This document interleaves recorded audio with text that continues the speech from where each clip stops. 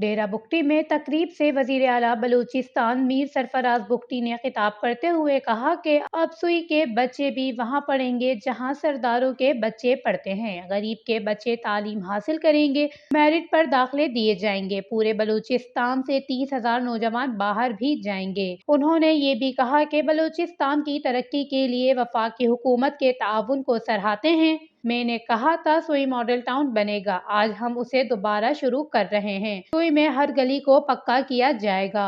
وزیر اعلیٰ کا مزید کہنا تھا کہ ہم تاریخ میں نہیں جانا چاہتے، سوئی سے گیس نکل رہی ہے لیکن آج بھی وہ کھنڈر نظر آ رہا ہے۔ اگر وفاقی حکومت ہمارے ساتھ آتی ہے تو ہمیں خوشی ہوگی۔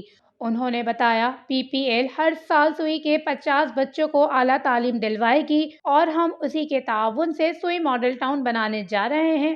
10 سال پرانی بلڈنگ کی تعمیر نو یہی ادارہ کرے گا۔ انہوں نے یہ بھی بتایا پانی کا ایک دیرینہ مسئلہ ہے، اب 10 لاکھ گیلن پانی سوئی گیس کے لوگوں کو دیا جائے گا، جبکہ بگٹیوں نے ہمارے اس معاہدے میں بڑا کردار ادا کیا ہے۔ وش نیوز، ڈیرہ بگٹی، بلوچستان۔